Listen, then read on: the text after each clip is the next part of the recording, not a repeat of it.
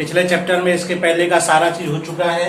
आज हम लोग जानते हैं oogenesis क्या होता है। तो oogenesis क्या होता है? It is the production of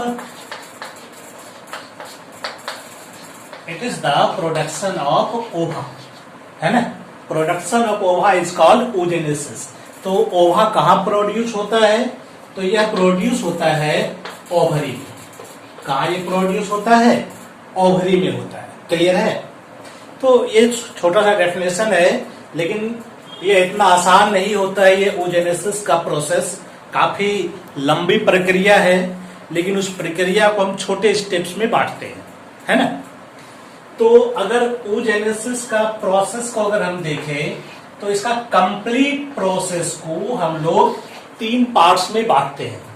first step जो इसका होता है, the first step is multiplication phase. ठीक है, फर्स्ट स्टेप कौन सा है? तो फर्स्ट स्टेप है मल्टीप्लीकेशन फेज। क्लियर है? दूसरा फेज होता है ग्रोथ फेज। सेकेंड स्टेप कौन सा होगा? Growth phase. And third stage है मैच्योरेशन फेज।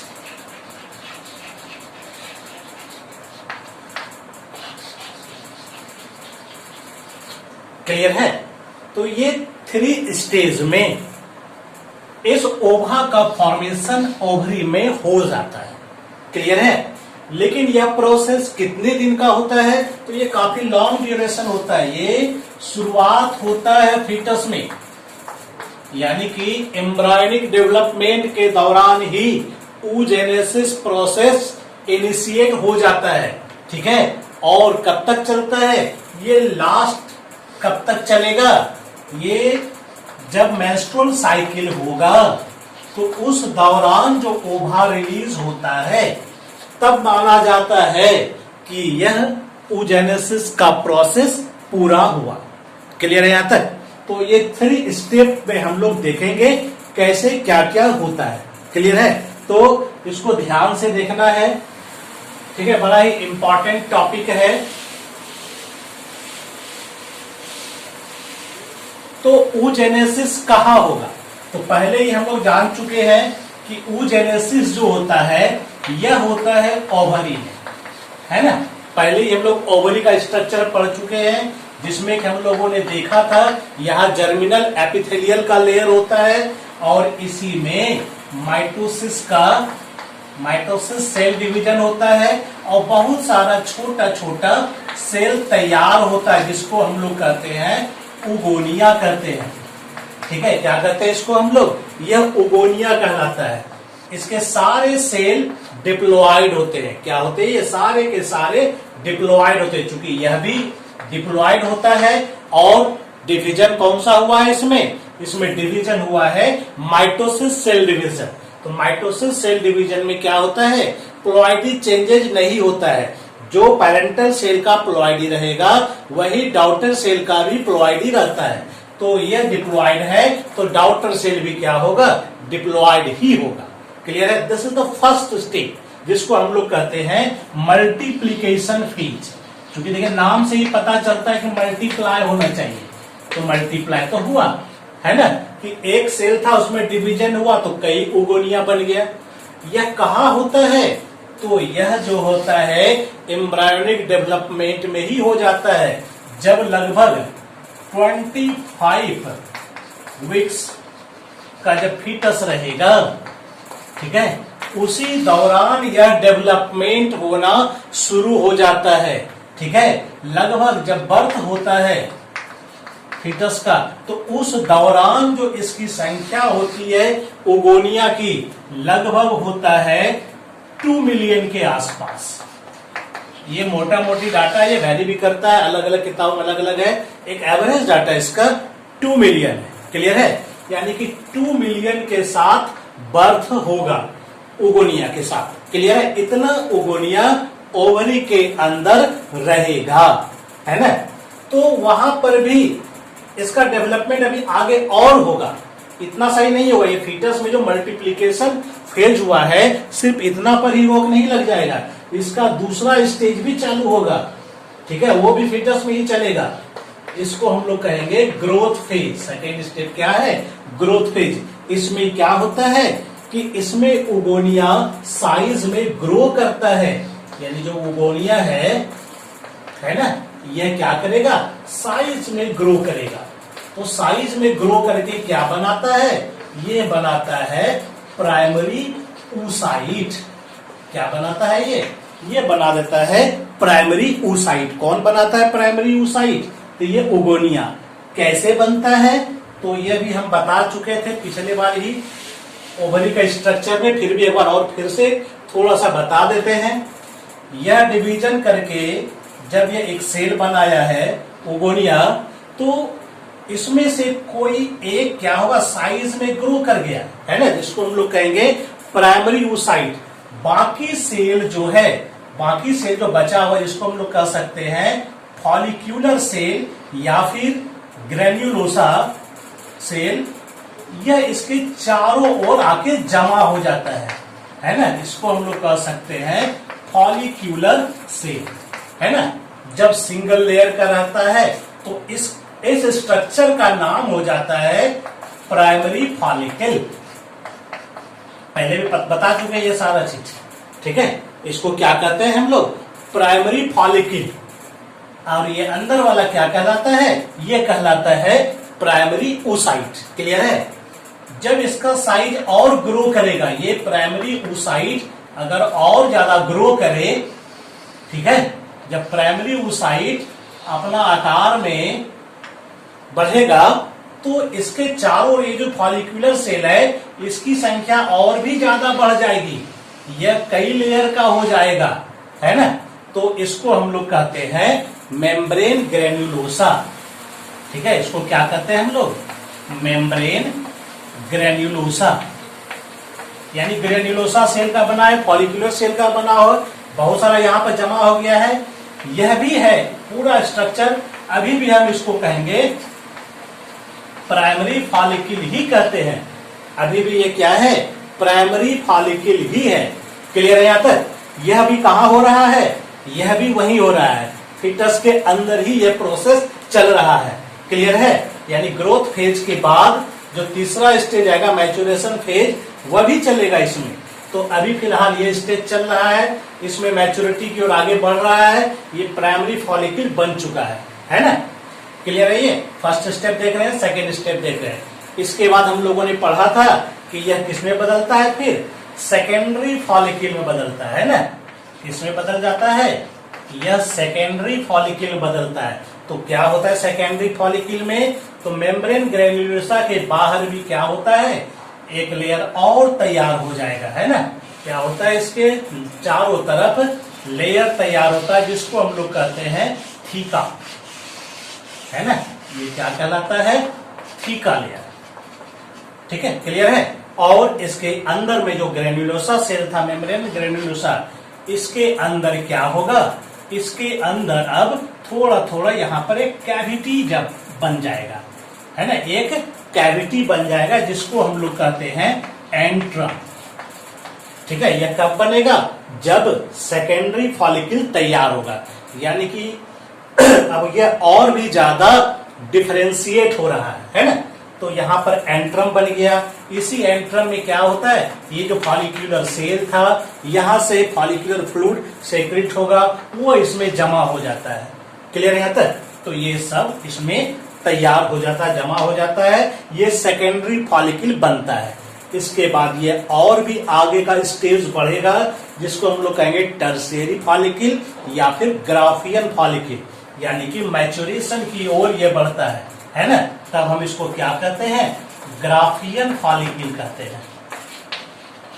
इस स्टेज में क्या होता है? ये जो थीका है, तो यह थीका सिर्फ थीका नहीं रहता, ये दो भागों में बढ़ जाता है, एक एक्सटर्ना और एक इंटरना, दो थीका हो जाता है ना। थीका का डिफरेंशिएशन हो जाता है एक्सटर्ना और इंटरना में। और ये कैविटी क्या होता है? ये कैविटी भी क्या होता है? ज्यादा बन जाता है, ये बड़ा कैविटी हो जाता है। क्लियर है? ये कैविटी हो जाता है जिसमें कि फॉलिकुलर फ्लूइड भरा हुआ है। ये बन जाता है हमारा सेकेंडरी oocyte, है ना। क्या बनता है ये? Secondary oocyte। तो वो लास्ट में बनता है, तुरंत नहीं बनता है। इसके चारों ओर भी एक लेयर बनेगा जिसको हम लोग कहते हैं कोरोना रेडियाटा। तो पिछला क्लास में देखोगे तो ये सारा डिटेल्स आ जाएगा। क्लियर है? तो चलिए आगे बढ़ते हैं हम लोग। यहाँ बताते हैं यहाँ क्या क्या होता है। तो फर्स्ट स्टेज में मल्टीप्लीकेशन फेज में ओगोनिया की संख्या बढ़ गया। ग्रोथ फेज में क्या हुआ? ओगोनिया का साइज बड़ा हो गया और इसको हमने कह दिया प्राइमरी oocyte। यह और आगे ज्यादा डिफरेंशिएट होता है और तीसरे स्टेज की ओर बढ़ता है जिसका नाम है थर्ड स्टेज का मैच्योरेशन फेज, है ना। कौन सा स्टेज है? मैच्योरेशन फेज थर्ड स्टेज का नाम है। यानी कि यह मैच्योरिटी की ओर बढ़ेगा। क्या होता है इस दौरान? तो इस दौरान ये प्राइमरी फॉलिकल बनेगा, फिर सेकेंडरी फॉलिकल बनेगा, फिर ग्राफियन फॉलिकल बनेगा और अंदर का जो प्राइमरी oocyte है यह भी अब डिवीजन करेगा, है ना। यानी मैच्योरेशन फेज में क्या होता है? जो प्राइमरी oocyte था, है ना, जो प्राइमरी oocyte था यह डिवीजन करके दो सेल बनाएगा, है ना। क्या कराएगा? ये दो सेल बनाता है। कौन सा? एक बनाता है सेकेंडरी oocyte और एक बनाता है पोलर बॉडी।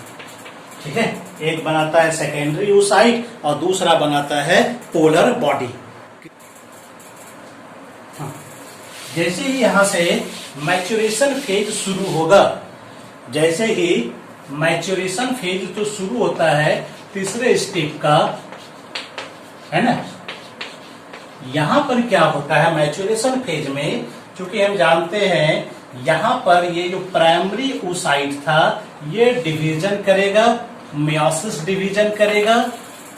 ठीक है, और मियोसिस चूंकि दो स्टेप में होता है, meiosis first and meiosis second.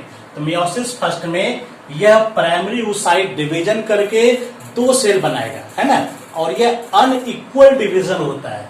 यह क्या होता है? यह होता है अनइक्वल डिवीजन होता है। क्लियर है? जिसके कारण यह एक बड़ा सेल बनाएगा और एक छोटा सेल बनाएगा। क्लियर है? बड़ा सेल को हम लोग कहते हैं सेकेंडरी oocyte और छोटा सेल को हम लोग कहते हैं पोलर बॉडी। ठीक है, तो यहां पर क्या होता है एक्चुअल में? ये जो प्रोसेस यहां तक चलेगा सेकेंडरी oocyte तक, यह जो है सस्पेंड रहेगा बीच में ही।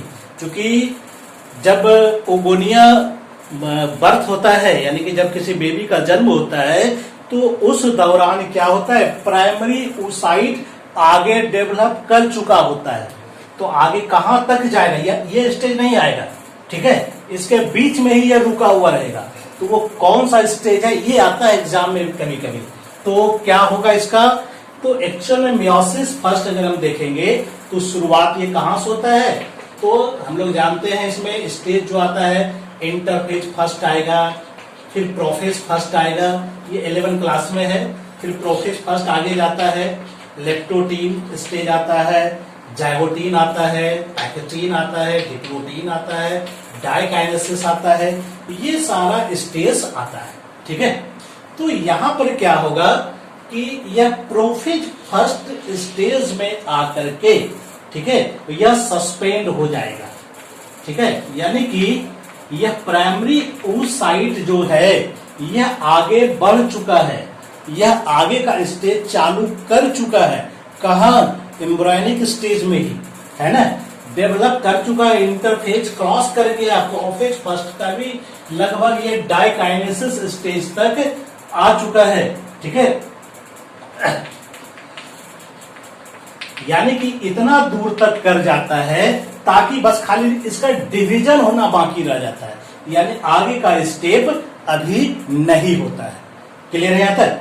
तो अब क्या होता है? ये प्रोफेज फर्स्ट स्टेज क्या होता है? यहाँ पर सस्पेंड हो गया है, यानी डाइकाइनेसिस स्टेज सस्पेंड हो गया है। अब इसके बाद यहां तक में अब बर्थ हो जाएगा। ठीक है, क्या होगा? ये बर्थ हो जाएगा, जन्म हो गया यहाँ पर बच्चे का। उसके बाद चूंकि हमने बताया कि लगभग जो है 20 लाख या फिर तो 2 मिलियन, ठीक है, इतना ओगोनिया का मतलब ये हम लोग प्राइमरी oocyte मान रहे हैं, ठीक है, इतना प्राइमरी oocyte, ठीक है, यह जन्म के समय, ठीक है, बेबी में रहता है, ठीक है, इतना लगभग 2 मिलियन। और जब वह बेबी प्यूबर्टी स्टेज तक आएगा तो यह संख्या घट जाएगी, ठीक है, यह संख्या क्या होगा, काफी अधिक मात्रा में घट जाएगी। 2 मिलियन यानी 20 लाख है तो बचेगा कितना, लगभग दोनों ओवरी मिला करके लगभग 4 लाख के आसपास बचेगा, है ना। प्यूबर्टी स्टेज आते आते क्या होगा, कितना बचने वाला है, ओनली 4 लाख, यानी सब के सब क्या हो गए, नष्ट हो गए। क्लियर है, यहाँ तक ये समझ में आ रही है ना। यानी जो बर्थ हुआ है वो प्रोफेज फर्स्ट में सस्पेंड है, ये प्राइमरी oocyte आगे डिवीजन नहीं कर रहा है, ये रुका हुआ, ये अभी नहीं होने वाला है ये स्टेज, ठीक है, ये रुका हुआ रहेगा, सिर्फ यहां तक करके रहेगा। यानी इसके बाद जो आगे का स्टेज चलेगा वो स्टेज अभी नहीं होने वाला है इसमें, ठीक है, ये रुक गया है, ठीक है। यानी मैच्योरेशन फेज जो है एम्ब्रायनिक स्टेज से ही शुरू होता है, प्यूबर्टी तक तो रुका हुआ वैसे ही सस्पेंड रहेगा, ठीक है, और उसमें से बहुत सारा ये ओगोनिया खत्म हो जाएगा, प्राइमरी oocyte नष्ट हो जाएगा। जितना बचा 4 लाख के आसपास जो बचता है, इसमें से लगभग 450 के आसपास ही, ठीक है, ओनली 450 के आसपास ही यह काम आगे ही जिंदा रहेगा, यानी यह फंक्शनल रहेगा, ठीक है। कितना के आसपास, लगभग 450 के आसपास यह जिंदा रहेगा, यह काम करेगा, है ना। क्योंकि जैसे प्यूबर्टी स्टेज आता है, ठीक है, प्यूबर्टी स्टेज आएगा, प्यूबर्टी स्टेज 11-12 साल से लगभग शुरू हो जाता है फीमेल में, तो उस दौरान क्या होता है, मेंस्ट्रुएशन होता है। तो मेंस्ट्रुएशन के दौरान क्या होता है, ओवरी से, ठीक है, ओवरी से ओवा बाहर निकलेगा। तो ये जो ओवा निकल रहा है, कहां से निकल रहा है, इसी प्राइमरी oocyte से। एक प्राइमरी oocyte से एक ओवा निकलेगा, यानी एक प्राइमरी oocyte खत्म, यानी 450 था तो बच गया 449, यानी फर्स्ट मेंस्ट्रुएशन हुआ तो एक खत्म हो गया, फिर अगले महीने में फिर दूसरा तैयार होगा, दूसरा प्राइमरी oocyte से फिर एक और ओवा तैयार होगा, 2 खत्म। इसी तरह से यह प्रक्रिया चलती रहेगी जब तक ये सब खत्म नहीं होता है, और लगभग 45 to 50 ईयर तक ये आसपास चलता है। क्लियर है। तो यहां तक में लगभग क्या होगा, सारे के सारे प्राइमरी oocyte खत्म हो जाएंगे। क्लियर है। तो जो बच जाता है, जितना भी इसमें प्राइमरी oocyte बच गया, जितना भी फॉलिकुलर सेल बच गया, वो सब क्या होता है, नष्ट हो जाता है। ठीक है। नष्ट होने की प्रक्रिया हमने बताया था पहले भी, इसको कहते हैं एट्रेसिया, यानी एट्रेसिस प्रोसेस कहलाता है, यानी कि सारे के सारे फॉलिकल क्या होंगे, नष्ट हो जाएंगे। क्लियर है। तो ये समझ में आ गया। तो फिर आते हैं वापस हम लोग मैच्योरेशन फेज में। ये प्राइमरी oocyte है, ये डिवीजन किया, तो डिवीजन किया तो 2 सेल तैयार हुआ है, एक लार्ज सेल होता है और एक स्मॉल सेल होता है। लार्ज को हम लोग कहेंगे सेकेंडरी oocyte कहेंगे, और स्मॉल को हम लोग कहेंगे पोलर बॉडी कहेंगे, है ना। दोनों का दोनों क्या है, हैप्लोइड है। ठीक है। ये एक सेल बड़ा होगा, एक सेल छोटा होगा, और यहाँ पर हुआ है अभी मेयोसिस फर्स्ट, है ना। शुरुआत हो चुका है एम्ब्रायोनिक स्टेज में ही, जो कि डायकाइनेसिस में आकर के रुक गया था। उसके बाद जब प्यूबर्टी स्टेज आता है, तब अगला डिवीजन होगा और ये काम हो जाएगा। क्लियर है। अब यहाँ पर ये सवाल उठता है कि इसको अनइक्वल डिवीजन करने का क्या जरूरत है ना। एक सेकेंडरी oocyte बन गया, बड़ा सा बनाइए, छोटा बनाइए। एक्चुअल में क्या होता है, क्योंकि जब फर्टिलाइजेशन होता है तो मेल गैमिट और फीमेल गैमिट फ्यूज करता है। मेल गैमिट का तो सिर्फ और सिर्फ न्यूक्लियस यूज होता है, लेकिन फीमेल गैमिट का साइटोप्लाज्म भी यूज होता है ना। साइटोप्लाज्म यूज होने का मतलब है कि साइटोप्लाज्म यूज होगा तब क्या होगा, वो जायगोट ग्रो करेगा अच्छे से, उससे जो एम्ब्रायो डेवलपमेंट होगा उसमें साइटोप्लाज्म में मौजूद जो न्यूट्रिएंट होगा वो उसमें हेल्प करेगा। क्लियर है? इसका मतलब है कि फीमेल गैमेट में साइटोप्लाज्म ज्यादा होना चाहिए, है ना? क्लियर है? तो साइटोप्लाज्म ज्यादा कैसे आएगा? तो ज्यादा तभी आ सकता है जबकि बराबर हिस्सा ना हो। ठीक है? बराबर हिस्सा ना हो, अनइक्वल होगा, एक को कुछ नहीं मिला, एक को बहुत मिला, क्योंकि इसका अब कोई काम होने वाला नहीं है, ये नष्ट हो जाएगा। यह सिर्फ क्या किया? सिर्फ क्रोमोजोम बांटने का काम किया है। ये क्या किया है? सिर्फ और सिर्फ क्रोमोसोम को, गुणसूत्र को जो है इसको उन्होंने बांटने का काम किया है। ठीक है? इसको हैप्लॉइड तैयार कर दिया। अगर ये नहीं रहता तो ये डिप्लॉइड हो जाता, तो फिर आगे प्रॉब्लम हो जाती। तो ये क्रोमोसोम को क्या किया? हाफ करवा दिया और फिर ये यहां से अलग हो गया। ये फिर क्या होता है? ये आगे डिवीजन नहीं करता है ह्यूमन में खास करके, और ये खत्म हो जाएगा, डिस्ट्रॉय हो जाएगा। क्लियर है? No problem. ये हो गया। फिर सेकेंड स्टेज अब कब शुरू होगा? क्योंकि अभी हमने जो पिक्चर बनाया था ग्राफियन फॉलिकल का, तो ग्राफियन फॉलिकल में क्या हो रहा है? यह चीज डेवलप किया हुआ है, सेकेंडरी oocyte बन जाता है। ठीक है? जैसे ही सेकेंडरी oocyte बना, जो ग्राफियन फॉलिकल था, उससे जो रिलीज होता है वो यही निकलता है। यानी कि एक्चुअल में जो हम लोग बोलते हैं कि भाई ओव्यूलेशन हुआ तो क्या ओवा निकला, क्या ओवा बनता है? तो एक्चुअल में ओवा नहीं बन रहा है, वो एक्चुअल में क्या है? सेकेंडरी oocyte है। अभी तक ओवा नहीं बना, एक स्टेज अभी और बाकी है, कंप्लीट नहीं होता है। तो कहा भी जाता है, कभी कभी परीक्षा में इस कंसेप्ट से रिलेटेड क्वेश्चंस आते हैं। ठीक है? कि भाई इसे एक फीमेल है और तो एक फीमेल है तो वह अपने जिंदगी में कितना ओवा लगभग रिलीज कर सकती है। तो ओवा रिलीज करने का मतलब क्या है? कि ओवा तो तभी बनता है जब फर्टिलाइजेशन होने वाला हो। अगर फर्टिलाइजेशन नहीं होने वाला है तो इसका मतलब वो सेकेंडरी oocyte है। कैसे होगा आगे हम लोग देखते हैं, है ना? तो अब सेकेंडरी oocyte भी क्या होगा? आगे डिवीजन करेगा। लेकिन यह आगे डिवीजन कब करेगा? यह सेकेंडरी oocyte आगे अब स्टेज जो है मियोसिस का, मियोसिस सेकेंड शुरू होगा। तो मियोसिस सेकेंड में क्या होता है? यहां पर जब ये स्टेज शुरू होगा तो इसका एक स्टेज आएगा मेटाफेज सेकेंड। इसमें आकर के यह क्या होगा? स्टॉप कर जाएगा। यानी ये जो सेकेंडरी oocyte है यह आगे डिवीजन नहीं करता है ना? यह आगे अब डिवीजन तभी करेगा जब इसको स्पर्म मिलने वाला हो। अगर स्पर्म नहीं मिलेगा तो ये डिवीजन आगे करने वाला नहीं है। क्लियर है यहाँ तक? तो यह तब इसका मतलब क्या है? ये कहां पर आके रुका हुआ है? तो ये मेटाफेज सेकेंड स्टेज में आकर के रुक गया है। क्यों रुक गया है?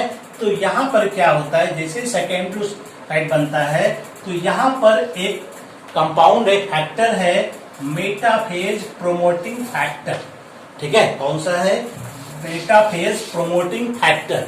ये क्या कर रहा है? ये मेटाफेज स्टेज तक ला करके रोक दिया है। क्लियर है? इसके बाद आगे ये स्टॉप कर दिया है। लेकिन जैसे ही अब इसको अगर स्पर्म मिल जाए, ठीक है, जैसे ही इसको स्पर्म मिल जाए, क्योंकि ये सेकेंडरी oocyte क्या होता है? ओव्यूलेशन के बाद ओवरी से निकलता है और फैलोपियन ट्यूब में चला जाता है। ठीक है? पहले ही सारा चीज बता चुके हैं। ठीक है? फैलोपियन ट्यूब में चला जाता है और फैलोपियन ट्यूब में ही स्पर्म भी पहुंचेगा। ठीक है? जब स्पर्म वहां पहुंचेगा तो यह सेकेंडरी oocyte एक्टिवेट हो जाएगा। यानी कि मेटाफेज प्रोमोटिंग फैक्टर जो था अब ये टर्न ले लेगा किसमें? एनाफेज प्रोमोटिंग फैक्टर में। यानी कि ये अगला स्टेज अब लेगा। एनाफेज प्रोमोटिंग सब्सटेंस ये है क्योंकि ये एनाफेज स्टेज को फॉलो कराएगा, है ना? तो एनाफेज जैसे हुआ इसका मतलब है क्रोमोसोम का वहां पर बंटवारा होगा, यानी कि सेल डिवीजन होगा। यानी ये सेकेंडरी oocyte का फिर अनइक्वल डिवीजन होगा। यानी इसमें से भी जो निकलेगा तो वो क्या होगा? एक लार्ज सेल बनेगा, एक स्मॉल सेल। लार्ज सेल को ही हम लोग कहेंगे ओवम, इसको कहेंगे हम लोग पॉलर बॉडी। ठीक है? क्लियर है? तो यह पॉलर बॉडी भी क्या होगा? ये डिस्ट्रॉय हो जाएगा। क्या होगा? ये पॉलर बॉडी डिस्ट्रॉय हो जाएगा और ये ओवम जो है यही फीमेल गैमेट है जो फंक्शनल रहेगा। इसी के साथ स्पर्म्स मिलेगा और फर्टिलाइजेशन करेगा। यानी यहां तक जब हो जाएगा तब हम कहेंगे ओजेनेसिस। तो हम देखें कहां से कहां तक चला था, एम्ब्रियोनिक स्टेज से चला था, और कहां जाके ये रुक रहा है, जब इसको स्पर्म मिल जाता है तब, अदरवाइज यहीं तक में ये खत्म हो जाता है। यानी कि कंप्लीट oogenesis बहुत कम होगा, है ना, क्योंकि यह जो यहां तक जो आया, अगर स्पर्म नहीं मिलेगा तो यह यहीं तक में खत्म हो जाएगा, और मेंस्ट्रुअल साइकिल जब होगा तो यह शरीर के बाहर निकल जाता है। क्लियर है। और अगर स्पर्म मिल गया तो ये आगे कहानी गढ़ेगा और फिर ओवम बनाएगा और पॉलर बॉडी, ये पॉलर बॉडी नष्ट हो जाएगा, या फिर कभी कभी अगर बच गया तो यह फिर एक काम करता है कि इसका भी फर्टिलाइजेशन हो जाता है। अगर मान लेते हैं, एक क्वेश्चन सब यहाँ पर उठता है कभी कभी कि अगर इस पॉलर बॉडी को भी स्पर्म मिल जाए तो क्या फर्टिलाइजेशन होगा?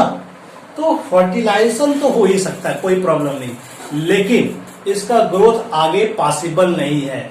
इससे जो जायगोट बनेगा उसके पास इतना साइटोप्लाज्म नहीं रहेगा कि यह क्या हो सके, आगे सरवाइव कर सके, इसलिए इसकी कहानी यहीं खत्म हो जाती है। सिर्फ और सिर्फ ओवम बचेगा फंक्शनल, इसको स्पर्म मिलेगा और यही क्या होगा, जायगोट तैयार करेगा। इसी जायगोट से पूरा का पूरा एम्ब्रायो फिर तैयार होना है। क्लियर है यहाँ तक? तो ये हुआ oogenesis का प्रोसेस। क्लियर है? तो oogenesis 3 स्टेप में हुआ, मल्टीप्लीकेशन फेज, ग्रोथ फेज और मैच्यूरेशन फेज। मल्टीप्लीकेशन फेज कहां से शुरू हुआ है? तो वो एम्ब्रायनिक स्टेज से ही शुरू हो चुका है। ठीक है, वहां पर क्या हुआ है, तो वहां पर प्रोफेज फर्स्ट में आकर के स्टॉप हो गया है ना। यानी कि मल्टीप्लीकेशन फेज भी हुआ, ग्रोथ फेज भी हुआ, ग्रोथ फेज के बाद मैच्यूरेशन फेज आएगा, है ना। तो मैच्यूरेशन फेज में सेल डिवीजन होगा। तो सेल डिवीजन चूंकि तुरंत नहीं हो जाता है, उसका स्टेप है, मियोसिस फर्स्ट, मियोसिस सेकेंड। तो वहां मियोसिस फर्स्ट भी वह क्या करता है, शुरू कर देता है, और लेकिन वहां पर सिर्फ और सिर्फ प्रोफेज फर्स्ट तक ही आकर के वह रुक जाएगा, उसके आगे वह काम अब नहीं करेगा।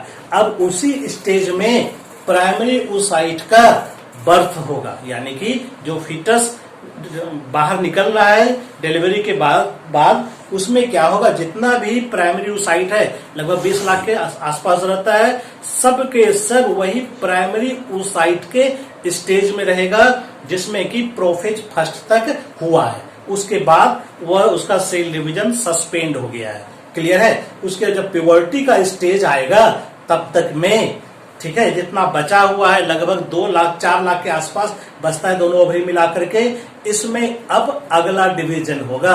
यानी कि जो प्रोफेज सेकेंड रुका हुआ था, यहां पर अब वो प्रोफेज सेकेंड होगा, है ना। प्रोफेज सेकेंड होगा, प्रोफेज सेकेंड नहीं, प्रोफेज फर्स्ट होगा, मेटाफेज फर्स्ट होगा, एनाफेज होगा, टेलोफेज होगा, और 2 सेल तैयार हो जाएगा, है ना। एक लार्ज सेल होगा। तो यहां पर क्या होता है, ये जो सेकेंडरी oocyte डिवीजन करेगा, प्राइमरी oocyte, तो एक लार्ज सेल बनेगा और एक स्मॉल सेल बनेगा। लार्ज को हम लोग कहेंगे सेकेंडरी oocyte, स्मॉल को कहेंगे हम लोग पोलर बॉडी कहेंगे। क्लियर है। तो ये सेकेंडरी oocyte के रूप में ही मेंस्ट्रुएशन साइकिल में ओव्यूलेशन होता है। क्लियर है। और उसके बाद ये जो अगला डिवीजन है, ये भी सस्पेंड फिर हो गया है, फिर आगे इसमें डिवीजन अभी नहीं हो रहा है, क्योंकि यह तो इसी स्टेज में यह खत्म हो जाएगा, मेंस्ट्रुएशन के रूप में बाहर निकल जाएगा। ठीक है। लेकिन अगर इसको स्पर्म मिल गया तब ये फर्टिलाइजेशन करेगा। तो अगर इसका फ्यूचर फर्टिलाइजेशन है, यानी इसको स्पर्म मिलेगा, ठीक है, तो स्पर्म जब मिलता है इसको, तब यह अगला डिवीजन करेगा। तो ये यहां से यहां तक में पहले ये अपने आप को एक स्टेज में रोक लिया है, जिसको हम लोग कहेंगे मेटाफेज सेकेंड। यानी कि यह स्टेज जो बना था, तो हमने बताया ना कि prophase first, metaphase first, anaphase, telophase first, ये सब आया था, तब ये बना था। इसके बाद यह भी आगे बढ़ेगा, इंटरफेज सेकेंड, प्रोफेज सेकेंड आएगा, फिर मेटाफेज सेकेंड आएगा, तो वहीं पर ये रुक गया, है ना। ये मियोसिस सेकेंड है, दूसरा पार्ट है ये मियोसिस का, तो यहां पर आकर के रुक गया मेटाफेज। तो मेटाफेज सेकेंड तक क्यों आ गया? क्योंकि इस दौरान यहां पर एक केमिकल बना था, मेटाफेज प्रोमोटिंग फैक्टर, इसके कारण ये स्टेज क्या हुआ है, रुक गया। इसके बाद जैसे स्पर्म्स मिला, बस इसका ब्रेकडाउन होगा और एनाफेज प्रोमोटिंग फैक्टर में इसका टर्न आउट हो जाएगा, ये चेंज हो जाएगा और उसके बाद यह इसका एनाफेज स्टेज चालू कराएगा। तो एनाफेज सेकेंड जैसे होगा तो एनाफेज में क्रोमोसोम का डिस्ट्रीब्यूशन हो जाता है, फिर टेलोफेज सेकेंड आएगा, यानी कि यह भी 2 सेल में बट जाएगा। लेकिन यहां पर भी फिर अनइक्वल डिवीजन होगा, है ना, एक लार्ज होगा एक स्मॉल होगा। लार्ज को ही हम लोग कहेंगे एक्चुअल में यही फीमेल गैमीट है, यही ओवम है, यही एग है, ठीक है, ये नहीं है, ये है, क्लियर है, यह भी हैप्लॉइड होगा। यह नष्ट हो जाएगा, ठीक है, इसका काम क्या हो जाता है, तो कोई काम नहीं है इसका, ठीक है, यह सिर्फ और सिर्फ इसको ज्यादा साइटोप्लाज्म देने के लिए यह अपना एक छोटा सा रूप लेकर के बाहर निकल जाता है, क्लियर है। तो अगर कभी कभी होता है इसका भी फर्टिलाइजेशन हो जाता है, तो इसका फर्टिलाइजेशन होगा तो ये सरवाइव नहीं करेगा, क्योंकि इसके सेल में ज्यादा साइटोप्लाज्म नहीं है, इसमें साइटोप्लाज्म है, इसलिए इसको स्पर्म्स मिलेगा, तो ये फर्टिलाइजेशन करके जायगोट बनाएगा, तो जायगोट में ज्यादा साइटोप्लाज्म मिलेगा तो ये सरवाइव करेगा, यानी कि आगे ये ग्रोथ करके एम्ब्रायो बनाएगा, फिर इंडिविजुअल तैयार होगा, क्लियर है। तो ये पूरा का पूरा जो प्रोसेस हुआ ये हुआ हमारा oogenesis प्रोसेस, क्लियर है। आगे देखते हैं दूसरा टॉपिक। Thank you.